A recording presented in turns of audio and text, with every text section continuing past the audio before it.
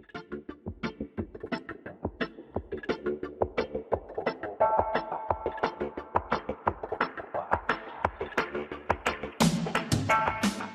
buenas tardes, buenos días, buenas tardes. En primer lugar, queremos dar las gracias a Mapas por darnos la oportunidad de generar esta mesa sobre la distribución que va a tratar sobre todo de abrir diálogo. Desde la Asociación de Distribuidores de Artes Escénicas, ADGAE, se habló de la conveniencia de, puesto que Mapas es un espacio que genera mercado, genera trabajo, un espacio donde lo más importante son las relaciones, hubiera una mesa de distribución. Hemos venido, en este caso, Elena Carrascal, que es la vicepresidenta, y Clara Pérez, para los que no me conocéis, que soy la presidenta de la asociación y la moderadora. Y doy las gracias a las compañeras que han venido a hablarnos un poco de cómo lo ven desde su punto de vista, desde su experiencia. Aquí a mi derecha, más cerca, está Lucía Bebiá. Es una profesional nacida en España, española, aunque ha desarrollado la mayor parte de su trabajo en Iberoamérica. Empezó en los años 80, en la época que despertaban las artes escénicas a un mundo nuevo, más libre, y hace 25 años creó su empresa Iberarte, con la que ha producido y distribuido y generado giras de distintos espectáculos. Luego ella os contará más de su currículum. A mí eso es un poco de las cosas más destacables. Y una cosa que me ha parecido muy interesante de su currículum, que también la quiero poner aquí, es que en el 96 realizó el Censo de Teatros en Iberoamérica y un informe sobre las oportunidades y dificultades de la promoción y difusión de las artes escénicas y la música españolas en Iberoamérica. En el 96, un censo de teatros en Iberoamérica. ¿Dónde está? ¿Cómo ha evolucionado desde el 96 hasta ahora? ¿Qué censo tenemos?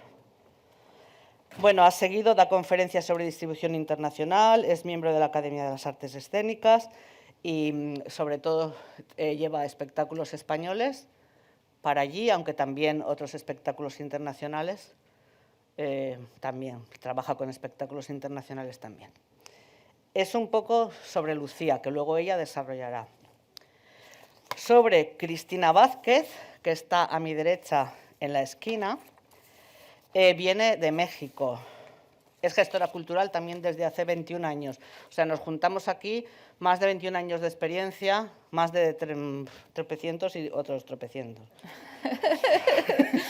Que nos vamos a desarrollar nuestra infancia. Entonces, Cristina es gestora desde hace 21 años. Ha trabajado mucho con las instituciones mexicanas. Pues, por ejemplo, está con el Instituto Nacional de Bellas Artes y Literatura, que es algo similar al INAEM de aquí, por decirlo de alguna forma.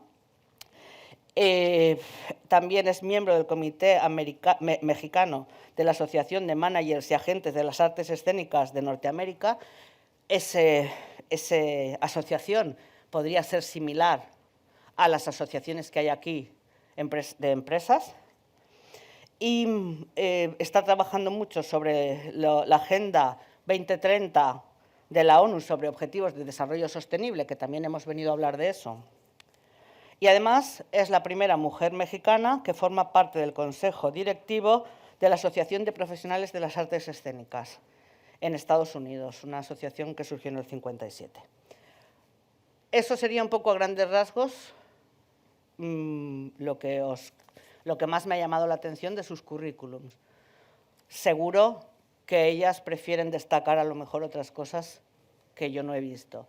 Entonces, para abrir la mañana,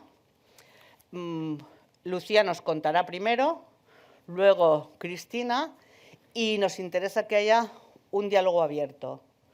Yo voy a moderar aquí, pero luego también moderaré allí. Queremos que haya mucha participación fluida, si os parece, es la propuesta que hemos pensado. Y nada más, gracias. Gracias, David, cuando quieras. Pues No sabía que iban a estar aquí mis queridos colegas del Teatro del Temple. Te lo juro que no sabía que ibais a estar aquí, pero me pareció que si os leo una cosita muy breve que escribí para cuando el Temple cumplió 25 años, puedo conceptualizar de qué queremos hablar. Para mí lo importante es el cambio que ha sufrido esta sociedad en general, no solamente las artes escénicas, en los últimos 25 años. Yo me quito años, de edad no, de profesión. Yo llevo 30 años, pero ahora digo 25 porque 30 me parece mucho. Pero pensé que si os leía esta pequeña entrada, vais a entender cómo ha podido cambiar tanto el mundo y por qué las oportunidades y las dificultades son tan distintas. Lo que escribí a petición de mis amigos queridísimos fue esto. A oídos de un profesional, dura 2 minutos, a oídos de un profesional de las artes escénicas, en el año 2021, los hechos que voy a relatar pueden parecer cargados de tinta hacia la ciencia ficción o bien de un esfuerzo titánico inconmensurable. Ni una cosa ni la otra. La hicimos desde la inocencia de la edad temprana, unido a la suerte del jugador inexperto. Pero sucedió en 1997. Recorrimos América Latina en una gira consecutivas, sin grandes tropiezos, con un elenco de 24 personas del Teatro del Temple de Zaragoza, que se presentó con 1.700 kilos de escenografía facturada como exceso de equipaje, 24 maletas personales y, por si fuera poco, transportábamos sin seguro, porque nadie nos lo pidió, 36 obras originales de los grabados de Goya que conseguimos gracias al Ayuntamiento de Fuendetodos, natal del pintor, y nos cedieron los caprichos y los desastres de la guerra. Así comenzó la primera gran gira de Iberarte, tal vez una de las últimas de una época, aquellas en las que la voluntad y el arrojo, unidos a un espíritu teatrero, eran capaces de cruzar barreras económicas y de la comunicación para sumergirse en una gira latinoamericana como antes lo hicieran María Guerrero o José Tamayo, a quienes, por su coraje y amor al teatro, les debemos la promoción del teatro barroco y del siglo de oro y no a ningún ministro o política cultural, a ellos. Para enmarcar el momento tengo que decir que sin teléfonos móviles ni WhatsApps, únicamente con cruce de faxes y llamadas telefónicas, nos presentamos en el aeropuerto de Madrid-Barajas con aquella cantidad de cajas y bolsas que pretendíamos subir al avión, como equipaje acompañado, con un volumen que ocupaba al menos 24 metros cuadrados de la sala de facturación. Y lo subimos al avión. Y lo que es hoy aún más inexplicable, sin pagar ni un céntimo por el peso y el volumen extra. Así despegamos hacia Caracas. El primer punto de la gira fue el emblemático Teatro Teresa Carreño. Entonces, todo un referente de modernismo para la región, agotadas las localidades. La exposición de los grabados de Goya la montamos en el Museo Sofía Inver y se generó, al igual que sucedería a continuación en todas las ciudades, un gran evento cultural. Finalizadas las exitosas representaciones, llegamos al aeropuerto de Maiquetía, donde la cruda realidad de la navegación aérea nos asaltaba. No solo no teníamos presupuesto para pagar el exceso de equipaje con el que pretendíamos viajar, sino que no habíamos contemplado que los aviones que conectan las ciudades eran mucho más pequeños que los transoceánicos y por la puerta de carga no entraban los bultos, que Pepe Tricas incluso se ofreció a llevarlos a mano dentro del avión puestos así, os lo juro. Además, la Guardia Nacional, cuerpo de vigilancia en Venezuela y con mucho poder en el aeropuerto, quiso conocer el contenido de las cajas, especialmente la autenticidad de los cuadros de los grabados de Goya. No se nos ocurrió otra salida que declararlos como estampas de calendarios y así, como mero papel, cruzamos ese y todos los aeropuertos del continente. Les siguieron el Teatro Nacional de San José, que cumplía 100 años desde su bellísima construcción. Tengo que deciros que estando ya en plena gira, negocié y conseguí el apoyo de un descuento del 50% de los billetes de avión de la aerolínea Panamena Copa. Eso delata que viajábamos hasta Costa Rica sin haber comprado por adelantado los billetes de avión del resto de la gira. Ni tenía yo asegurado cómo iba a volar la escenografía. Yo aún me hiperventilo de haber asumido aquel riesgo. Recuerden que los billetes entonces no eran electrónicos, eran de papel. Había que comprarlos con suficiente antelación en una agencia de viajes, pero los fuimos comprando por tramos como si fuera un autobús de línea.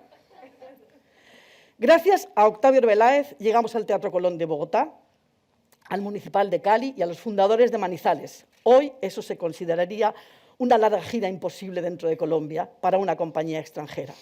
Y ahí seguimos, al Teatro Nacional de la Casa de la Cultura de Quito, el Nacional de Panamá, el Peruano-Japonés de Lima, el Nacional de Santo Domingo, el Metropolitano de México de Ocesa, Ocesa, que es una empresa que hace musicales. A fecha de hoy sería impensable que una empresa así nos contratara a unos teatreros para hacer el espectáculo de Goya que dirigió Carlos Martín. Pues nos lo contrataron, lo programaron y hasta ganaron dinero. En el vuelo de regreso a España tomamos nota. Habíamos viajado sin pagar un solo kilo de exceso de equipaje en ningún tramo. Todos se negociaron en los mostradores de cada aeropuerto y en cada uno de ellos se apeló al espíritu teatral de los cómicos en gira, de la imposibilidad de viajar la escenografía como carga aérea. Los tiempos de aduanización habrían retrasado la llegada y, por tanto, el estreno. Eran otros tiempos en que un empleado de mostrador de facturación tenía el poder para actuar en favor de unos pobres teatreros, únicamente porque estos u otros le habían conmovido alguna vez y él en su mano tenía el poder para exonerar el pago de miles de dólares, simplemente porque este trabajador valoraba la aportación emocional del teatro a los ciudadanos. Un simple trabajador de una aerolínea tenía entonces poder para ayudarte. En realidad eran otros tiempos y nosotros éramos muy inocentes. Gracias. Gracias, Lucía. Qué experiencia, ¿eh? ¿Cuántas cosas podemos recordar de aquel tiempo? Cuando las giras, cuando no había tantas herramientas como hay ahora, que vamos locos hacia la digitalización, pero tampoco había un montón de cosas que ahora sí. Habría que poner en una balanza cuánto hemos ganado o cuánto hemos perdido. Así es. Cristina. Sí, gracias. Bueno, muy agradecida y honrada de estar aquí. Me temo que no soy artista porque tengo un poco de pánico escénico, así es que voy a hacer mi mejor esfuerzo para platicarles un poco de lo que hago. Me temo también que no va a ser tan divertido como la narrativa de Lucía, así es que vamos a empezar, si les parece bien. La charla la titulamos Distribución escénica en Estados Unidos desde una visión mexicana, porque, bueno, pues yo soy mexicana viviendo en Estados Unidos desde hace 8 años. Y bueno, hace 10 años inicié esta aventura que se llama Contenidos Artísticos, un poco después de salir de la institución pública, después de 10 años también, y hace 8 años que vivo en Estados Unidos y en el 2015 fundé Contenidos Artísticos en Estados Unidos con base en la ciudad de Chicago. Y bueno, donde desde entonces intento trabajar en este bridge, en este puente entre Estados Unidos y México. Contenidos Artísticos fundamenta sus valores en la diversidad, en la inclusión y en la equidad, con un enfoque especial en el trabajo y o temáticas de mujeres para darle visibilidad a su labor. Esa es nuestra principal misión. Estos valores van de la mano con los Objetivos de Desarrollo Sostenibles de la Agenda 2030 de la ONU. Por eso va el encuentro de propuestas que conecten con artistas, compañías, gestoras y gestores escénicos capaces de abonar al intercambio y la cooperación regional, nacional e internacional a través de procesos formativos, residencias y movilidad artística. Bueno, como ustedes saben, todo estamos enfocándolo no solo en México, en Europa, sino también en otras partes de Latinoamérica y, por supuesto, Norteamérica, Estados Unidos y Canadá, en los 17 Objetivos de Desarrollo Sostenible. Y donde nosotros nos enfocamos prioritariamente en el número 5, aunque, por supuesto, pasamos por algunos otros más. Una de las bases de lo que trabajamos en contenidos artísticos, que además de la distribución es la consultoría en programación y producción. en ambos países es la comunicación. Yo soy comunicóloga de formación, especialidad en gestión cultural o gestión escénica. Ahora mismo estoy tomando la maestría de gestión en empresas y instituciones culturales en la Universidad de Barcelona. Y una de nuestras estrategias es la comunicación, conscientes del rol fundamental de los medios de comunicación, más allá de las redes sociales, que pareciera que es la única vía ahora, pero nosotros somos un poco old fashion y nos dedicamos a trabajar duramente con los medios a través del boletín de prensa maravilloso y la gestión de entrevistas. Esto es un poco la muestra de lo que acabamos de tener con justo con la compañía Una Hora Menos, basada aquí en Canarias, y otras compañías que hemos llevado a México. Ahora mismo estamos haciendo una estrategia nueva, una colaboración para la difusión internacional, puesto que estamos en el 2022 por cumplir nuestros 10 años. Y con esta agencia, Blake, Seidel y Asociados, es una firma neoyorquina dedicada a las relaciones públicas y, insisto, vamos a hacer esta estrategia en ambos países, ¿no? Tratando de apuntalar el trabajo escénico tanto para artistas basados en Estados Unidos como artistas mexicanos en ambas partes de la frontera. Y bueno, ¿cómo es la distribución en Estados Unidos? Tiene una particularidad y como aquí las asociaciones, en México es diferente, la distribución es básicamente a partir de la gestión y la necedad de los colegas. Aquí tenemos a uno, Eleno Guzmán, que me da mucho gusto que compartamos este espacio.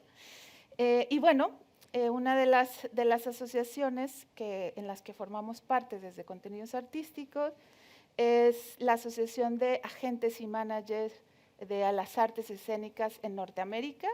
Esto implica Canadá, Estados Unidos y México recientemente, y nos han invitado justo con otros colegas mexicanos a empujar un poco mucho más a profundidad, justo para tener una mayor presencia de artistas mexicanos en Estados Unidos. Estas asociaciones funcionan, supongo que igual que la Asociación de Distribuidores aquí, a partir de una cuota anual, formando una membresía y el encuentro en una conferencia. Tenemos otras dos, por regiones también en Estados Unidos, siendo un país tan grande, el Western Art Alliance, y que está en la costa oeste. Y bueno, está NALAC, que es más una asociación que promueve las artes en general especializadas, artes latinas, ¿no? Y desde hace un par de años formo parte del consejo directivo de APAP, que es la Asociación de Profesionales de Artes Escénicas, que tiene la conferencia anual en Nueva York. Y justo es una gran entrada para la distribución del trabajo de artistas escénicos de cualquier parte del mundo. Es la asociación más antigua del país, que fue fundada mucho en base a la producción de Broadway y que ha ido desarrollándose de diferentes maneras con este trabajo, estas tres líneas prioritarias de inclusión, diversidad y equidad. Bueno, esto es un poco lo que va a suceder, las fechas de la conferencia, que es del 14 al 17 de enero. Es importante resaltar que es una conferencia para vender y comprar artes escénicas, ¿no? Como todo, hay showcases, hay espacios de negocio, citas, en fin, todo lo que se requiere en esta industria tan grande que es en Estados Unidos y con tanta nivel de exigencia, ¿no?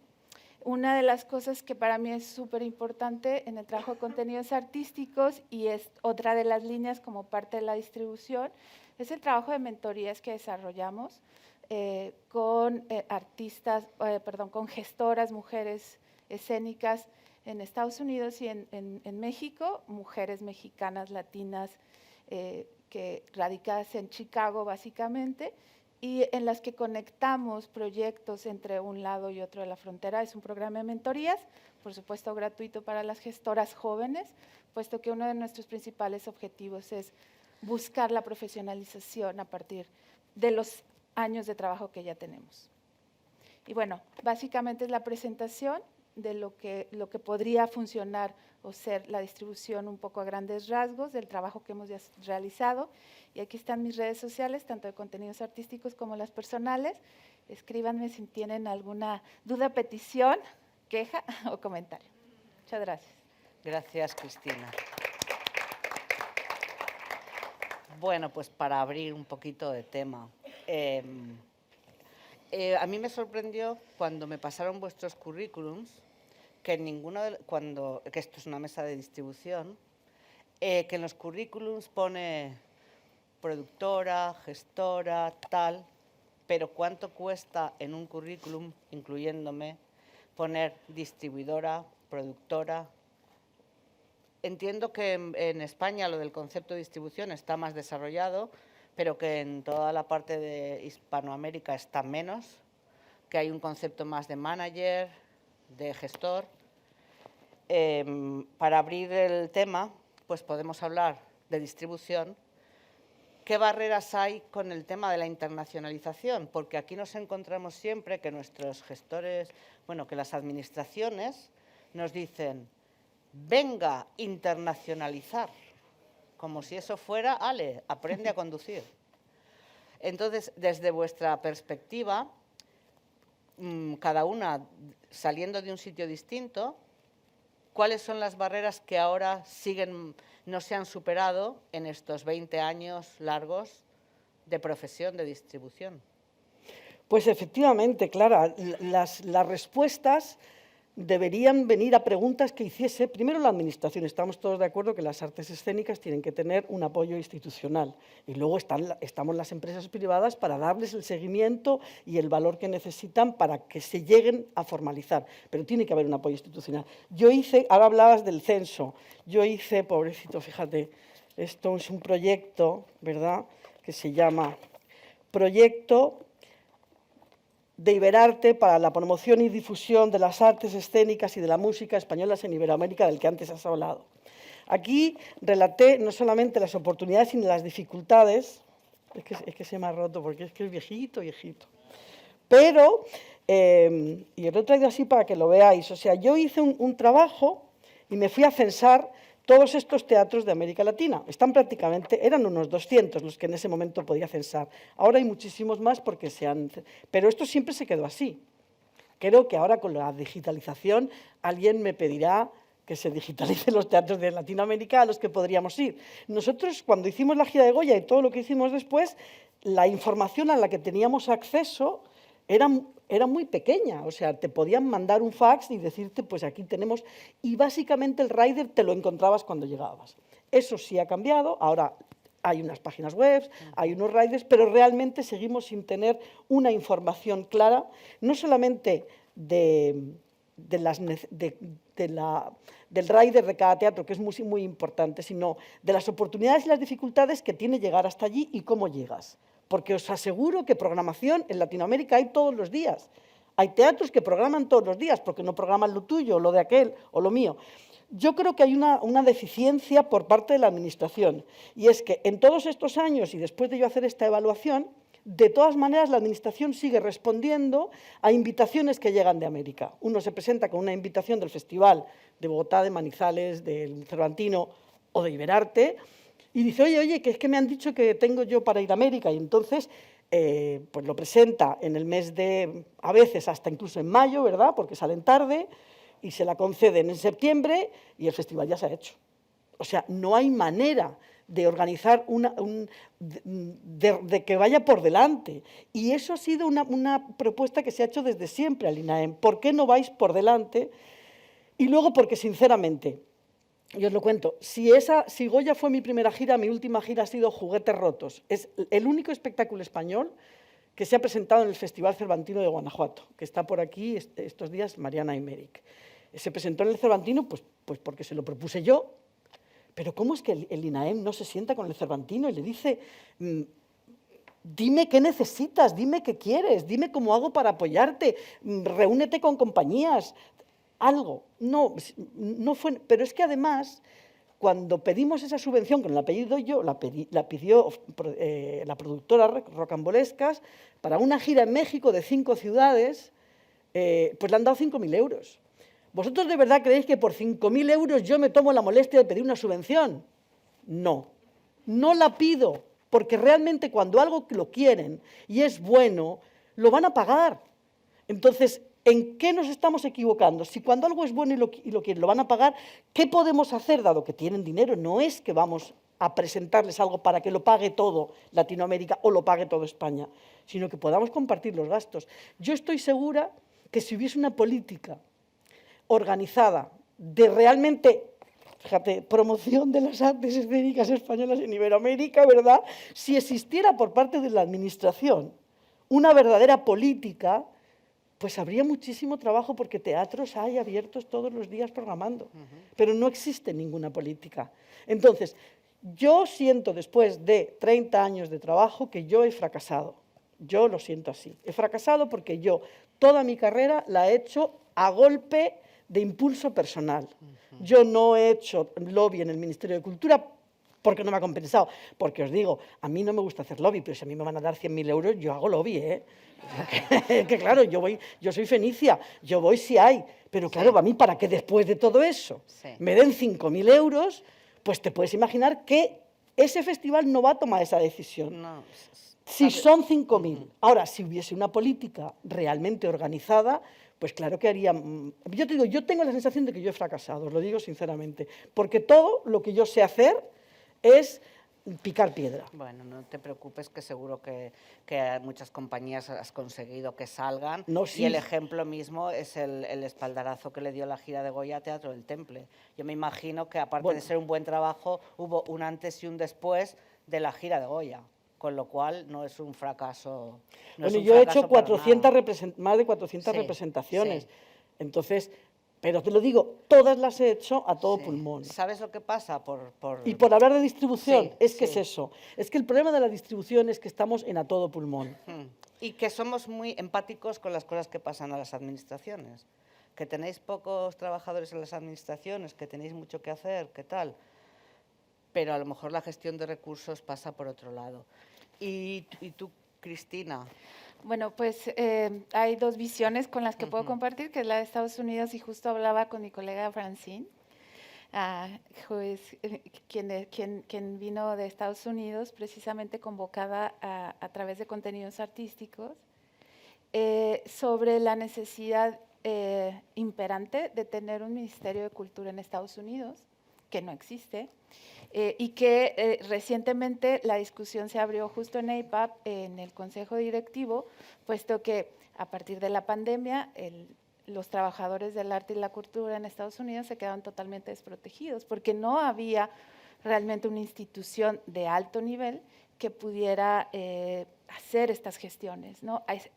AIPAP logró hacer algunas gestiones para que ciertos apoyos gubernamentales se dieran específicamente para las empresas distribuidoras que ya son agencias o agentes y managers.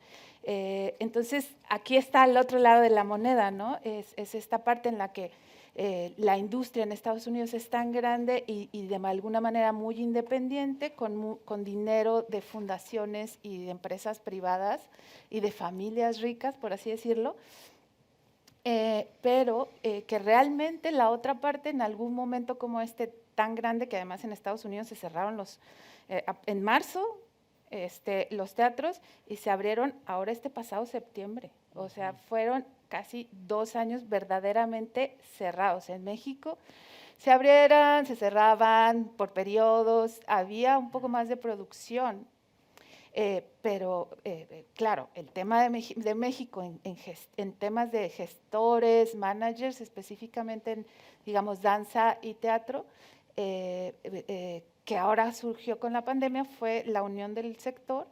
Hubo varias asociaciones que surgieron, que lograron empujar también ciertos apoyos, pero que nos falta en México todavía mucho mayor trabajo para empujar a políticas públicas culturales fuertes en relación al trabajador del arte y la cultura, pero también cierta independencia, ¿no? También empujar a cierta independencia y empujar a cierta responsabilidad del trabajo permanente hacia la internacionalización o no, ¿no? Desde el gremio, desde los trabajadores en conjunto.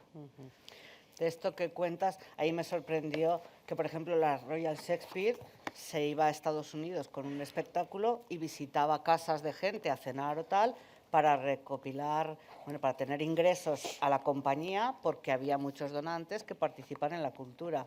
Aquí quizás, bueno, no ha habido una ley de mecenazgo, la creación de públicos, llevamos muchos años hablando de ella, pero se crean malamente, y desde luego lo de la pandemia nos ha llevado pues a poder analizar mucho al respecto de todo esto.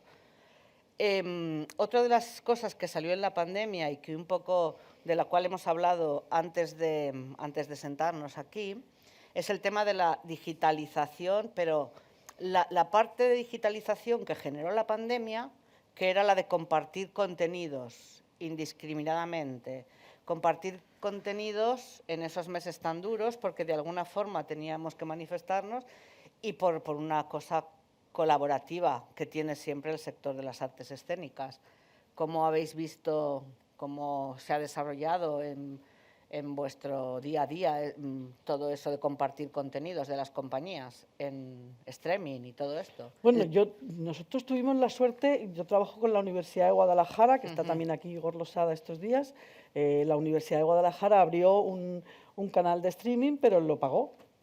Claro, es que la diferencia no es si te ponen un streaming, la diferencia es si te lo pagan. Y claro que lo pagó bien, y a la gente se le pagó su derecho y se le pagó su... O sea que yo creo que la diferencia no es compartir, es que cuando se empezó a compartir todo gratis, entramos en ese problema del gratis, ¿no?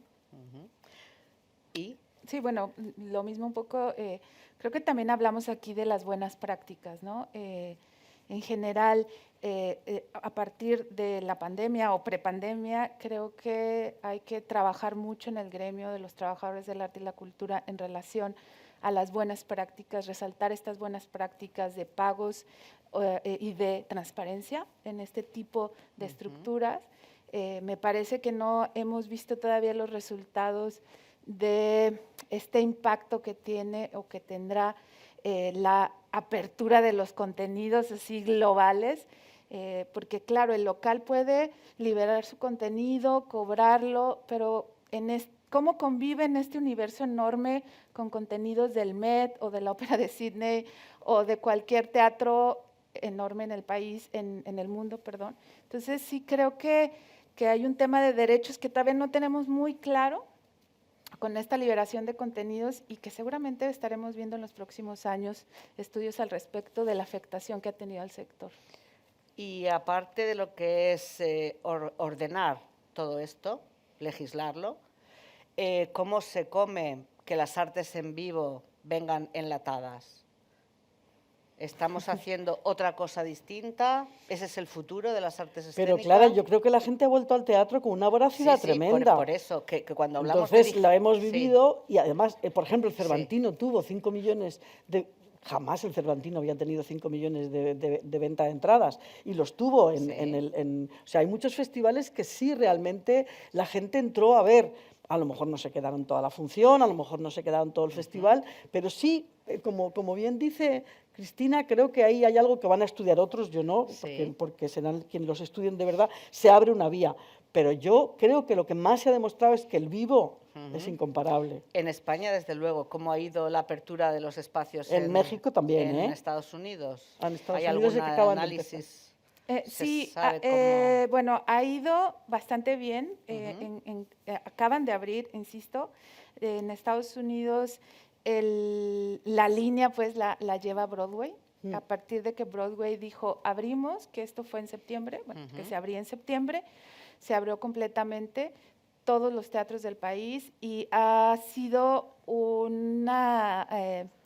un gran recibimiento del público. Sin lugar a dudas, otra vez la digitalidad o el mundo virtual ha sido una forma de subsistir en este tiempo, todos lo sabemos. Yo creo que los que hacemos o producimos artes escénicas, si bien no nos podemos volver especialistas en visuales, pero definitivamente logramos trabajar bastante bien con las herramientas para poder sobrevivir y para poder tener opciones. Ahora, esas opciones, claro, no vas a pagar los $100 que pagas para un espectáculo de manera virtual. Y voy ahí a conectar con una idea pasada, que es el tema de la cultura de la donación o de la filantropía, que existe muy grande en Estados Unidos, la procuración de fondos, que verdaderamente en muchos casos fue lo que salvó a las compañías y a los trabajadores del arte y la cultura, porque existe y que sigue salvando, porque existe y porque en cada compra de boleto está la opción de donar una cantidad, porque en cada momento el fundraising es una parte fundamental en la industria, ¿no? Creo que me fui en 2 líneas. No, pero está muy bien, porque esa filantropía que hablas a mí me ha hecho acordarme de los que estaban en las ventanillas en los aeropuertos del 96, que tenían el poder de compartir, colaborar con las giras desde su punto de vista. Ahora los filántropos son los que tienen pasta y contribuyen de otra manera, porque quizás hay un sector de la población que está más alejado de las artes escénicas. Los que tenéis teatros aquí en la sala, ¿alguno habéis visto evolución después de la pandemia en cuanto a aforos? ¿Cómo responde el público? ¿Está respondiendo bien? Una de las cosas que yo estaba Sí, pensando sí. respecto al público que ha respondido bien, Sí. era con respecto a eso, que por ejemplo en Extremadura, que se está sucediendo ahora, y fuimos de los primeros que abrimos los teatros, en junio del 2020 ya teníamos los teatros abiertos. Te oyen arriba. Que te pongas de pie, sí, a lo mejor. En junio del 2020 se abrieron los teatros allí en Extremadura y sucedió que el público tenía muchas ganas y nos arropó con esa reducción de público que aún tenemos, ¿no? Pero está pasando ahora que toda esa ropa que nos han hecho durante año y medio, ahora estamos viendo carencia de público.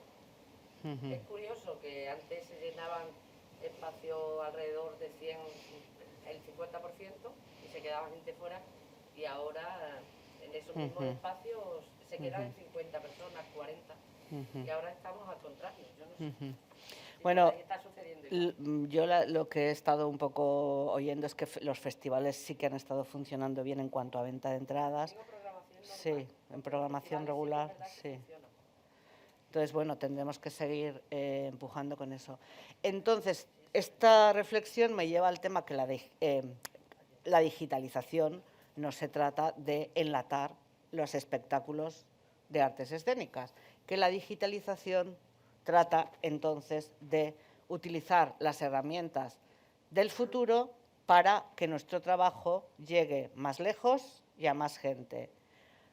Que el trabajo que hizo Lucía, por ejemplo, de esa documentación, se haga en serio, no solo a nivel hispanoamericano, sino a niveles, incluso yo os diría que España no tiene una buena base de datos.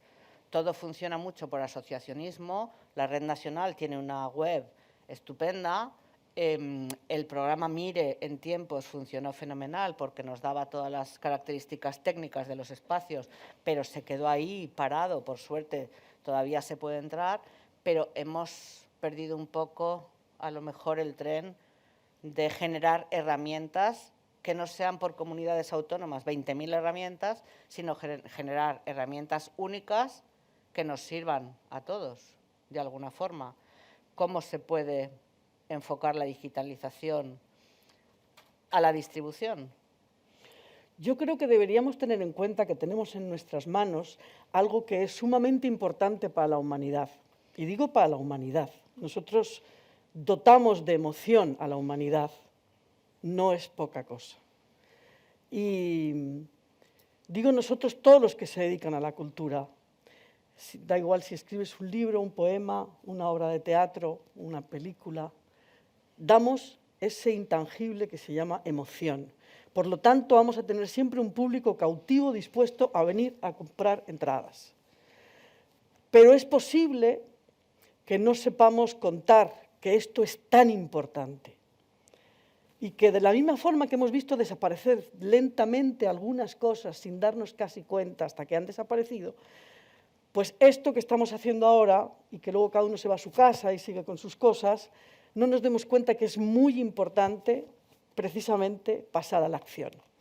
Que fueron ahora que es cuando se firmó hace un par de años lo de Kioto, eso empezó porque unos estudiantes de biología se dieron cuenta del cambio climático, pero al principio eran unos estudiantes de biología en la puerta de la facultad, hasta que todo eso se llega a hacer plataformas gubernamentales con procesos que realmente se tienen que cumplir.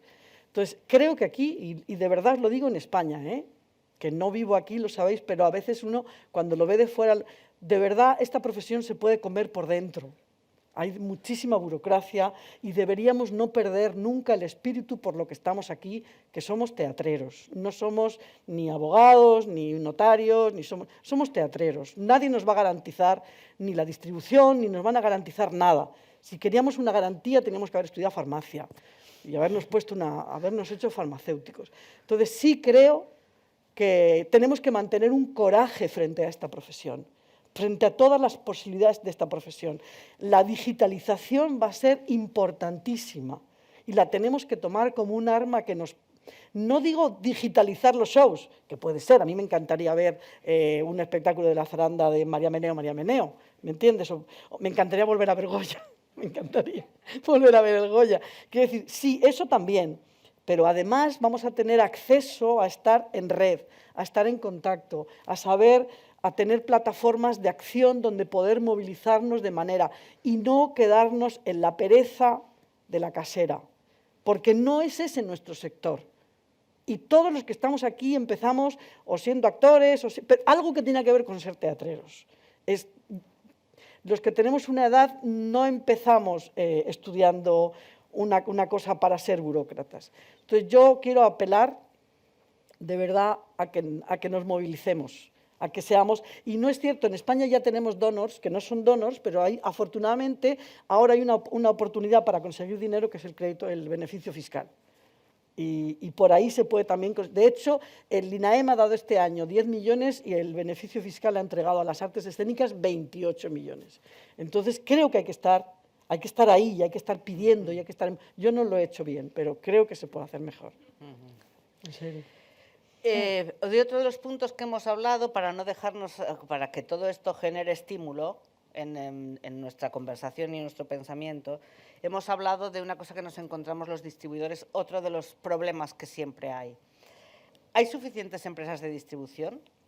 ¿Por qué todas las compañías llaman a la puerta y dicen es que nadie me quiere, es que no encuentro distribuidor?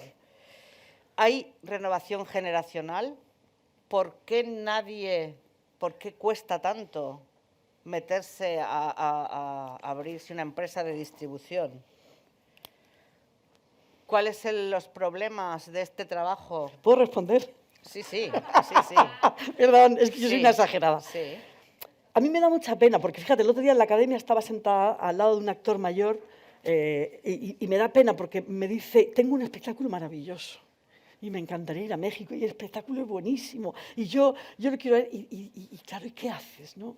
Y este es el día a día. Viene alguien y te dice, tengo un espectáculo buenísimo y ¿cómo lo vas? Y yo, que ya te digo, lo único que tengo es coraje, no tengo nada más, coraje y valor y que creo que es muy importante, pero ¿qué hace falta para que haya más empresas de distribución? Pues creo que en el futuro vamos a encontrar armas que necesitamos también poner en marcha.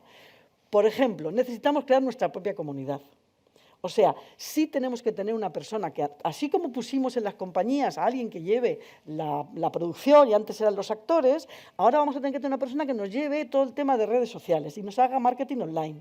Y que si queremos ir a México, vamos a tener que empezar a mandar y a promocionar O sea, de tal manera que el día que tú llegues, se pueden inventar más cosas, no solamente esa. Por ejemplo, yo le propuse a la Universidad de Guadalajara, que afortunadamente es una gran institución, en ese tiempo de pandemia, no solamente que pongamos un espectáculo teatral, sino que hagamos entrevistas con el director, si es un coreógrafo, coreografías online. Marketing.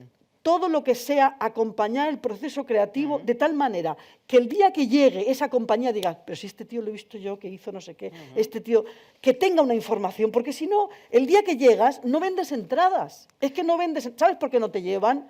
Porque es muy difícil vender entradas. Sí, Lucía, pero eso, por ejemplo, lo entienden las compañías, el poner en su estructura a alguien que te lleve las redes sociales. Pero las compañías, cuando llaman a un distribuidor, no piensan, voy a poner en mi compañía un cargo al mes, un sueldo al mes, porque me va a llevar la distribución. No. Se habla con las redes sociales y se paga independientemente de la repercusión, y se habla con uno de prensa que independientemente de cuántas notas de prensa salgan, cobra por su trabajo. Con la distribución, la gente joven que se quiere montar una empresa, bueno, estoy participando como si en vez de ser por favor, claro que sí. La gente joven que se quiere montar una empresa a veces no sabe que hasta dentro de un año no va a tener ningún ingreso en su empresa. O dos, Claro. dependiendo O dos, del país. Sí, Claro. porque de eso hemos estado hablando esta mañana también con Cristina. Claro. Sí, claro. Pues- El tema es que creo que esa es una de las cosas muy importantes que rescatar, el tema de trabajar en la profesionalización del gremio, ¿no? Específicamente con los más jóvenes, el trabajo de los que tenemos un poquito más de años tendrá que ser ese, compartir el conocimiento, decirle cómo podemos hacerlo juntos, incluirlo en la mesa, ¿no? Eso es algo que creo que es muy importante, incluir a esas generaciones que hay que tener mucho coraje, mucha pasión y mucha determinación, como lo dice Lucía, para poder hacer distribución, ya sea como única vía de trabajo, en el caso de Lucía, o en el caso mío o de otros colegas, que es parte del trabajo en conjunto que hacemos. Yo hago más una coproducción que una distribución solamente. Y entonces, para mí es muy importante invertir en esas compañías e invertir en los colegas, en las colegas sobre todo más jóvenes, y que puedan trabajar conmigo y que después sigan su camino y sigan trabajando desde esa profesionalización. Es parte de nuestra responsabilidad. Así es. Esta mañana, después de desayunar, me ha sacado un concepto que yo no había oído, el del 80-20, que está muy bien para una empresa de distribución. Yo por lo menos lo llamo inversión en I+D. Ella me hablaba del 80-20. Puedes invertir hasta un 20% de tu trabajo en cosas que sabes que no van a... Bueno, desarrolla lo que lo estoy desarrollando. Bueno, nada, el 80-20 es ese, ¿no? Puedes invertir económicamente o en tiempo, en trabajo, hasta un 20, depende de tu... Sí. Depende, yo le decía a Clara que hay que tener la determinación o la decisión de trabajar con ciertas compañías o ciertos artistas, no a veces proviene solo de si son buenos o malos, ¿no? A veces proviene del estómago, del hígado, del corazón y de la experiencia en que dices, esta compañía en 3 años va a redituar, pero ahorita hay que empujarlo o empujarles. Entonces, desde esa es mi lógica, el 80-20, o a veces también es que vivo del 20 para trabajar con el 80, ¿no? Hay ciertas compañías o ciertos trabajos en producción que te dan esa posibilidad y que entonces inviertes en las otras, porque es imposible ganar todo el tiempo.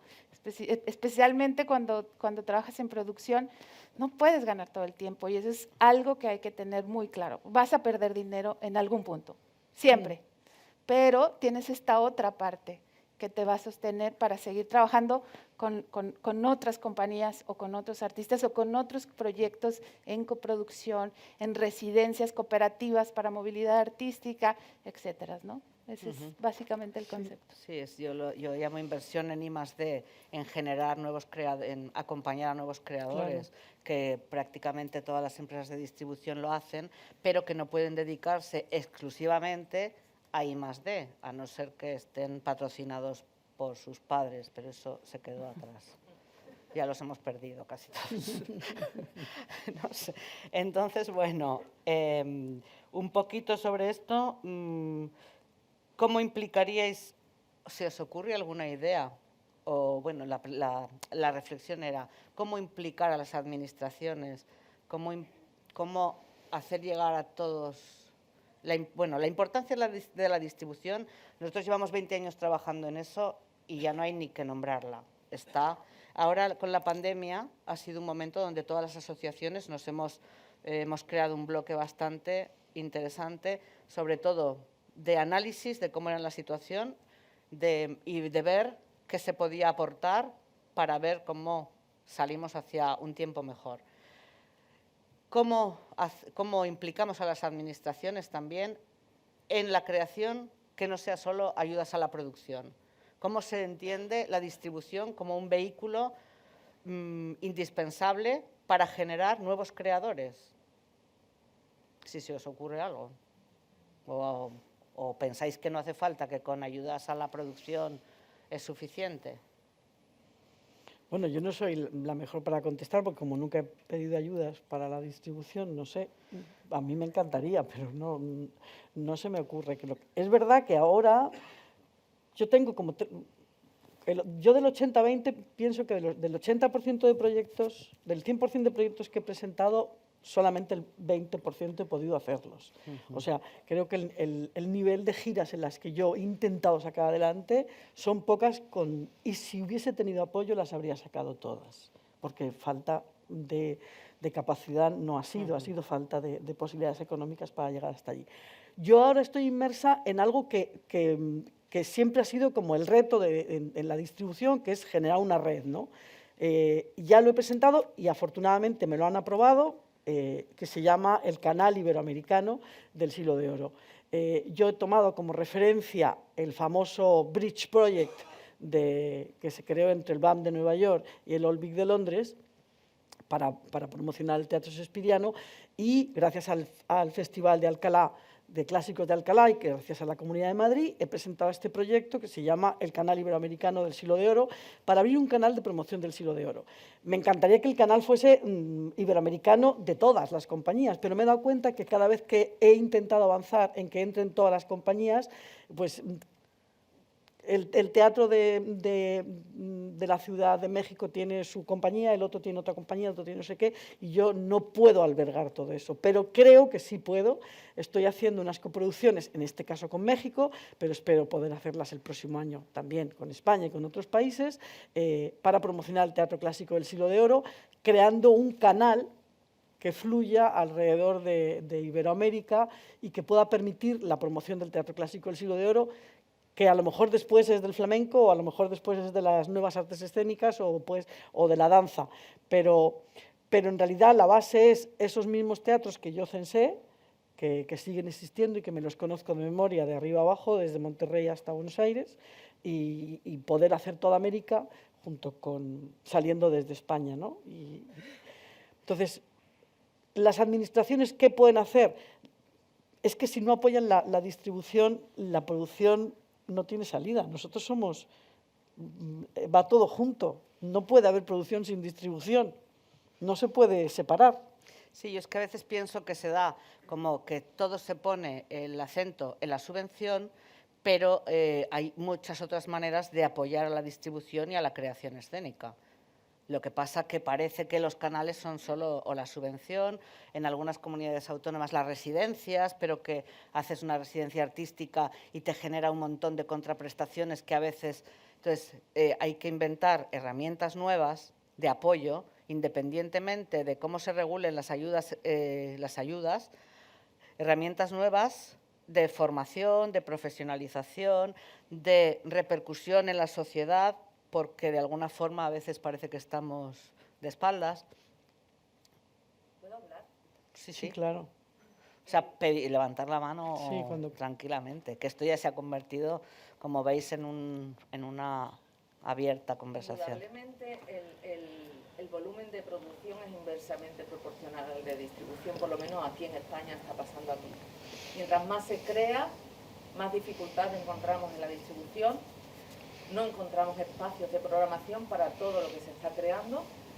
Y sí, aunque haya una retroalimentación ahí entre producción y distribución, está claro que el pulmón bueno de una compañía, y aquí tenemos una veterana, ¿no?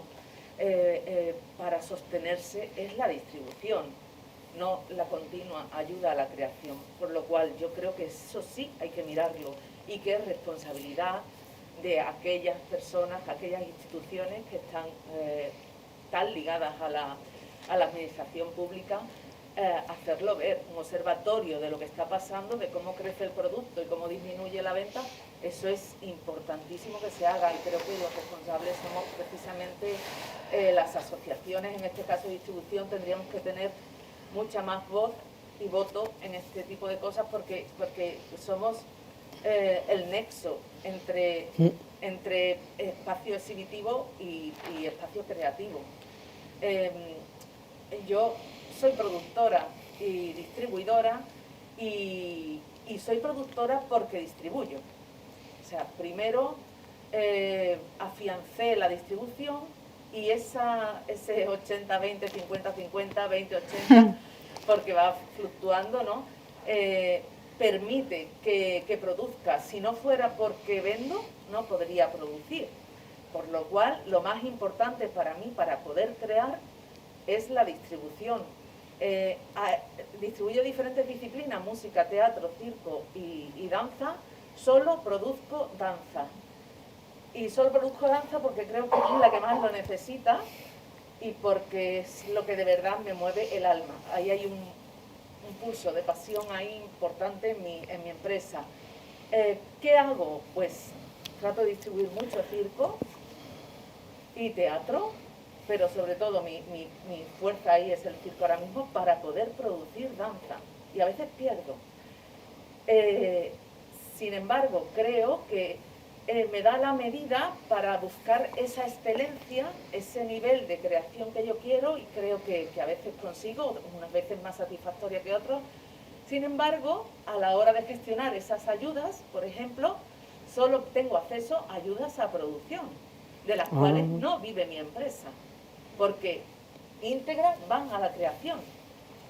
Entonces, ¿qué pasa ahí? ¿Qué es lo que se rompe? Mi empresa siempre está en peligro, todas nuestras empresas están en peligro continuamente, porque dependemos del éxito o el fracaso, en el peor de los casos.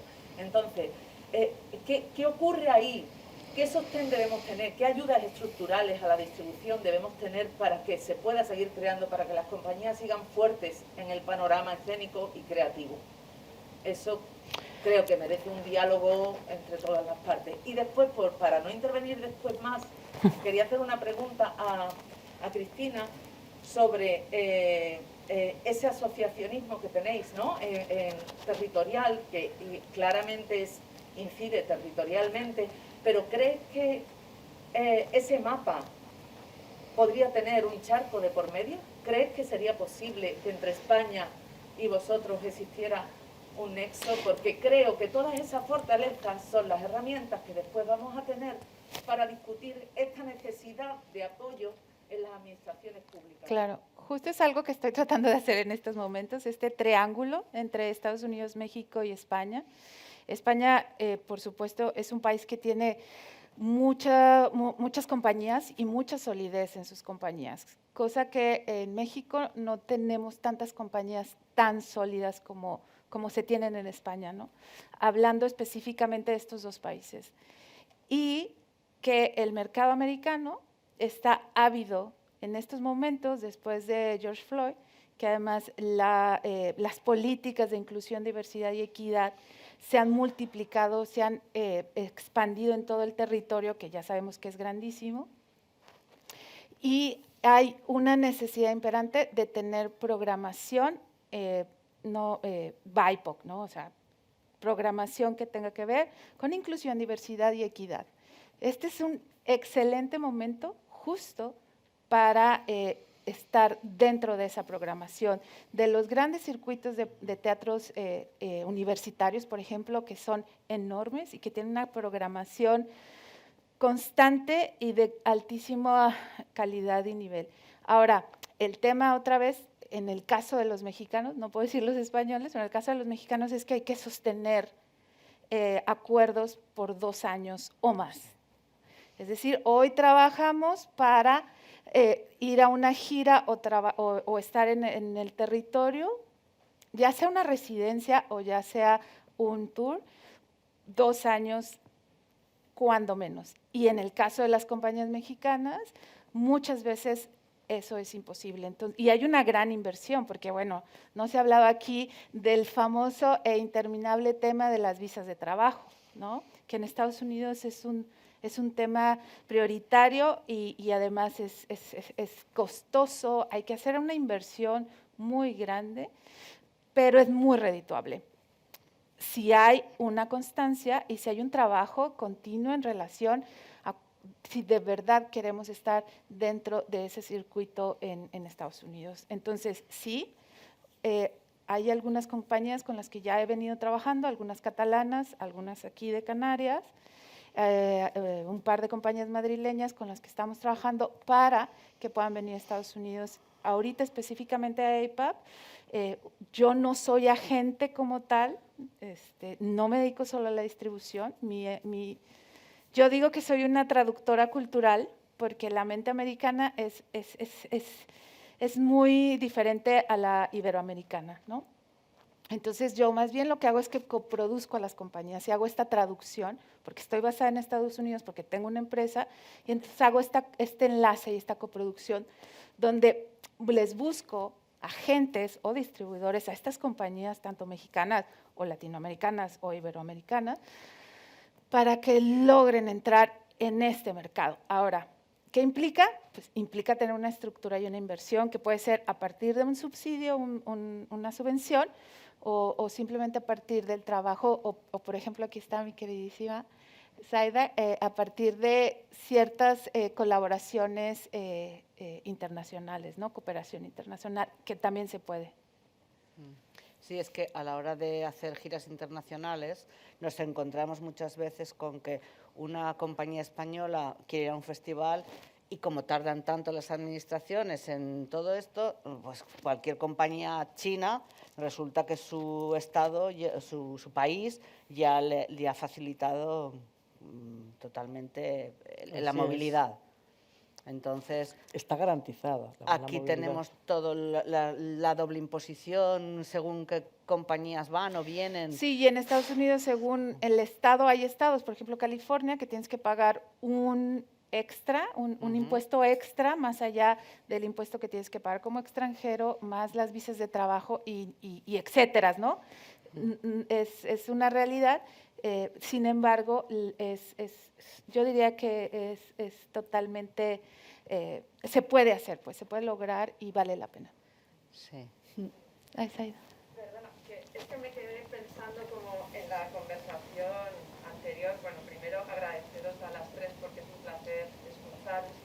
Y me había quedado pensando en que creo que uno de los principales problemas, digamos, de esto que se está poniendo sobre la mesa es… ¿Quiere a su mamá? Es mi hija. Claro. Ella quiere participar. Bueno, otra cosa que habría que visibilizar Sí. también es la maternidad. Claro. Sí, claro.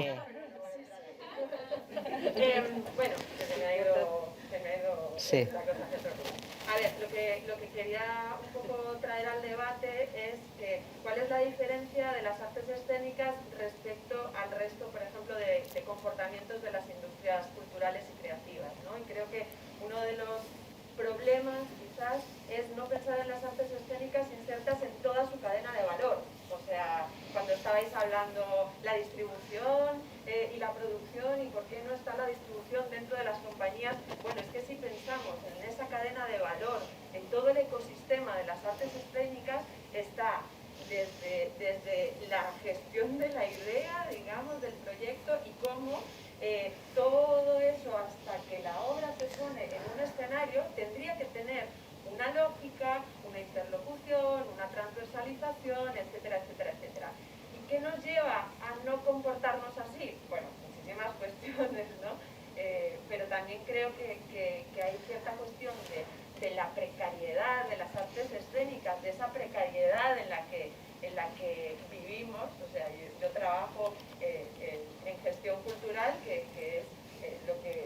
realmente me da de comer, pero vengo de la escena, soy actriz, dramaturga, directora, tengo una compañía que está completamente precarizada desde hace 10 años. Y dentro de esa compañía autoproduzco, me escribo las obras, me las actúo, me las dirijo, hacemos los postes, digo. Entonces creo que estas dos cuestiones de precarización y conocimiento de la cadena de valor creo que es necesario también para poder encarar estos cuestionamientos que estáis trayendo a la mesa. Yo creo que en esta línea, claro, decía Lucía que en el mejor de los sentidos ha fracasado, ¿no? Yo creo que todos los que llevamos 30, 40 años... Hemos fracasado, hemos fracasado. Sí. Hemos fracasado. Sí. En el mejor de los sentidos. Sí. Y es que seguramente lo que está ocurriendo es que, claro, ante nosotros hay un cambio de modelo. Nosotros hace tiempo ya que al Ministerio vamos calzando con la idea de decir, las ayudas no deben ir tanto a producción, sino a creación. ¿Eso qué quiere decir? Que no estaríamos tan pendientes de la venta de ese espectáculo. Para que una compañía venda, primero tiene que crear una poética. Una poética que interese al mercado, que interese a los demás, ¿no? Un concepto, una idea de trabajo. Si el trabajo de apoyo del Ministerio va a creación, los procesos de trabajo son más largos, los trabajos de concepto, de preparación de ideas, no van solo al espectáculo, sino que van a la idea de festivales también, de intercambios. Si nosotros queremos ir a México, México querrá venir aquí. Tendrá que Cooperación. coger los teatros también, ¿no? Entonces, si el concepto ya no es tanto que tú vendes un espectáculo, sino que vendes una idea, vendes un trabajo, una poesía, un trabajo de intercambio creativo, donde puede haber colaboraciones, coproducciones, etcétera, etcétera, donde hay teatros que pueden acoger a compañías mexicanas del resto de Latinoamérica, de África, etcétera, pero claro que tiene que haber un apoyo institucional porque sabemos que son deficitarios, no entra dentro del ámbito de lo comercial y por lo tanto es una apuesta cultural que tiene que venir acompañada de una semana de reflexión, de encuentros, de talleres, etcétera, etcétera. O sea, la distribución internacional, apoyadísima por lo digital, claro que sí, va en ese camino, tendrá que ir en ese camino, pero también la nacional, de alguna manera. O sea, el concepto de distribución, producción, creación está cambiando, tiene que cambiar, nosotros ya no lo veremos, No. no, pero dentro de 15, 20, 30 años el concepto de intercambio, de colaboración de una compañía no va solo a México o a Latinoamérica a vender ese espectáculo, sino que está en relación con otras compañías mexicanas que ya han venido aquí, que ya se produce una colaboración, un intercambio, etc. Este es un poco el futuro. Lo que pasa es que, claro, aparte de la pandemia en medio, es un futuro que necesita un tiempo y un desarrollo, pero el concepto de producción como tal, exclusivamente como tal, ha quedado ya, desde mi punto de vista, anticuado.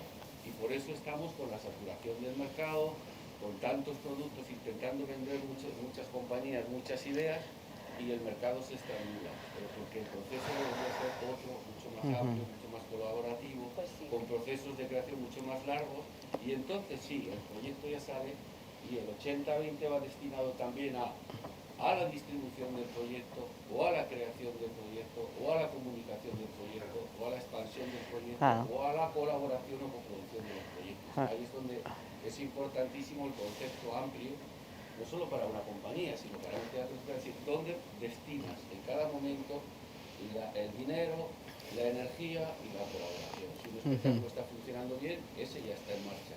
Pero a lo mejor hay un 20% que quieres destinar a la creación de un festival, de un intercambio, de una colaboración.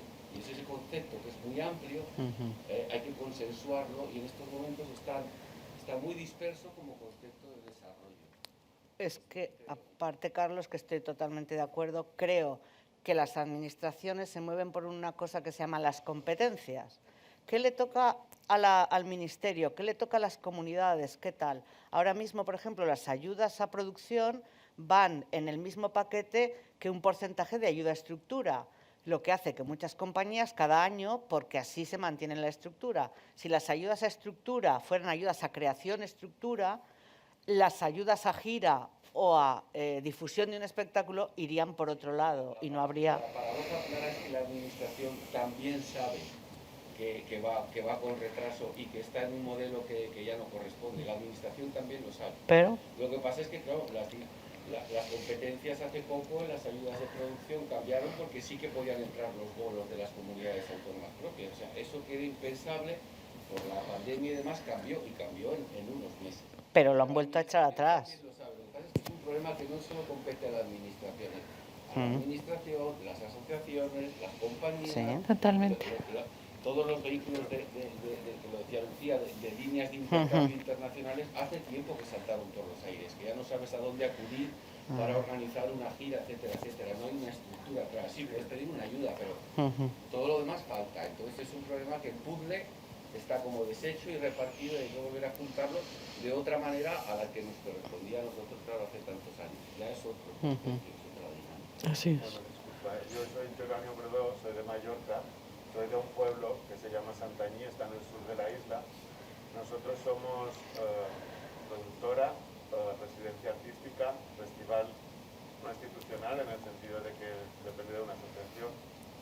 Y ahora hemos cogido la gestión de servicios del Teatro del Pueblo, que nos permite programar a taquilla, lo cual al menos nos permite que los residentes hagan un diseño de luces y sonido mucho mejor que en la sala polivalente que tenemos. Aparte de sitio de hospedaje, ¿no? Pueden hospedarse hasta 12 compañías de 12-15 personas en un casal que tiene sala polivalente. Ahora que ya me he vendido, pero lo digo porque en Mallorca yo no hablaré tal vez de los teatros de Principal de Palma o Principal de Barcelona, bueno, no, que sea TNT, lo que sea, sino que hay una realidad de un gran tejido de teatros que han costado una millonada, que no tienen dinero para programar, una cantidad de compañías que no tienen espacios en los que residir y en los cuales ser referente de algo, y los pueblos no tienen un referente, ¿sabes?, con compañías y con creadores. Entonces, yo creo que sí que también no tenemos que olvidar el hecho local del teatro, porque por mucho que haya de red y de digitalización, todo eso me parece muy bien, pero no hay que olvidar el hecho como hecho local, integrador de la sociedad en la cual está montado el teatro mismo, la capacidad que tiene ese teatro y lo muerto de risa que están muchos teatros de muchos pueblos que han tenido dinero para gastarse un dinero en edificios en los cuales ni siquiera tienen dinero para programar, no tienen técnicos y tienen compañías, o podrían sacar a concurso compañías que podrían de alguna manera llevar esa gestión y tener mucha más facilidad para hacer intercambios, para hacer muchas de esas movidas, ¿no? Yo quería poner también en relieve esta realidad, ¿no?, de que es una realidad que creo que también hay que tenerla en cuenta y uno no puede olvidar.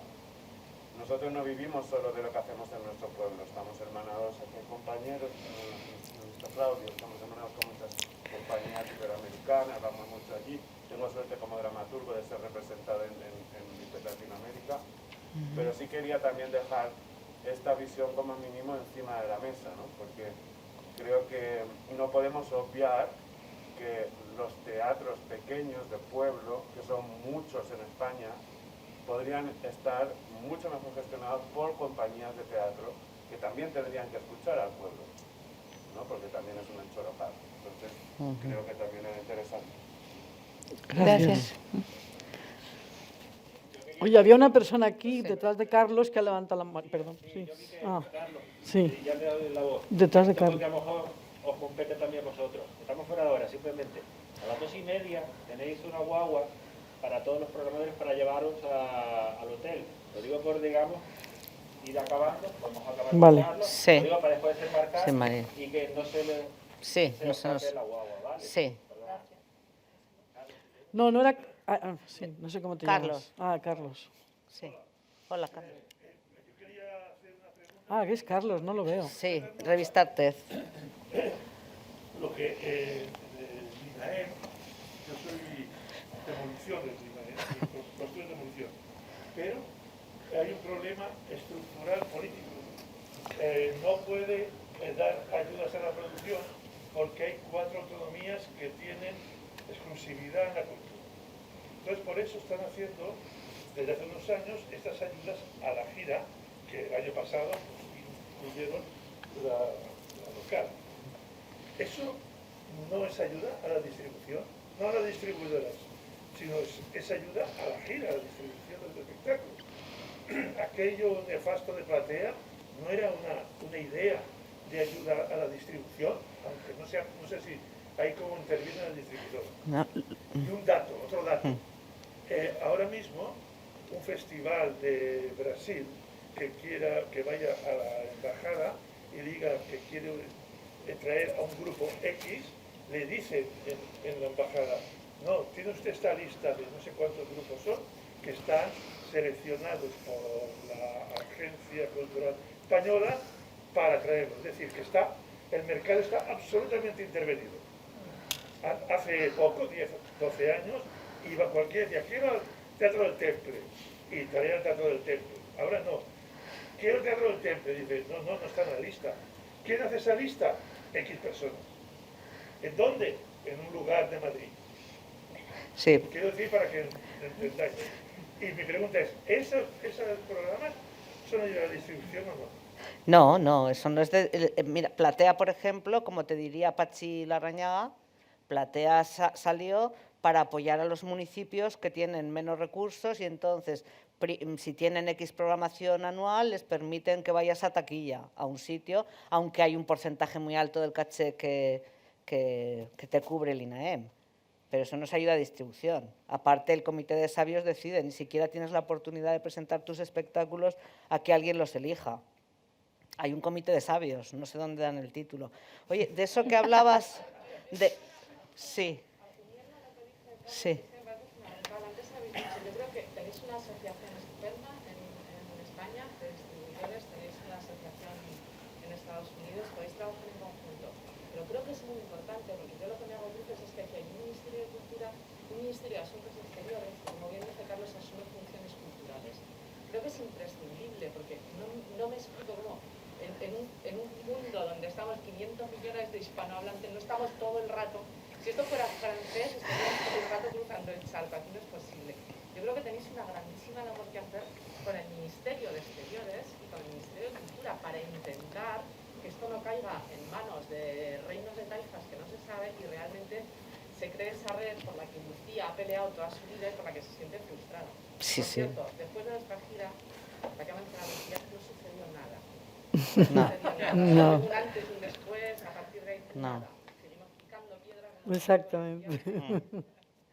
Sí. Bueno, fuimos más veces, María. Volvimos. Pero igual, a picar piedra. Sí. Sí. No, si nos puedes lanzar lo que quieras, que lo intentamos. Mira, hace poco acabamos de presentar el informe sobre la distribución que surgió el año pasado a raíz de la pandemia. Invitamos al INAEM a 3 o 4 personas del INAEM, incluso que estuvieran en la mesa. ¿Te han contestado a ti? Porque a mí no. Sí, que ahí hay que... Sí. Bueno, sí. Muy bueno lo de exteriores. De la ACE, que no había salido todavía, esta mañana me han contado una anécdota buenísima, que si quieres, Elena, compartirla, no estaría mal. Sí, o bueno, comiendo, es verdad. Vale. Él es cuida verdad. su tiempo. Yo a tu cosa, Clara, Sí. solamente decir, me presento, yo trabajo en distribución, Sí. sobre todo con un gran compromiso con una compañía Sí. de danza vasca que se llama Cielo Raso. Sí. Me siento privilegiada porque estoy en el País Vasco, bueno, Sí. trabajo desde Sí. Francia, pero parte de la entrada de pasta viene del gobierno vasco, Sí. con quien yo solo he encontrado una solución. Visibilizar nuestro trabajo, exigir, como bien ha dicho Lucía empezando, Sí. estar ahí y decir, tío, yo lo voy a hacer, ¿vale? Pero tenéis que entender que esto se hace así, en este plazo de tiempo, y requiere esto.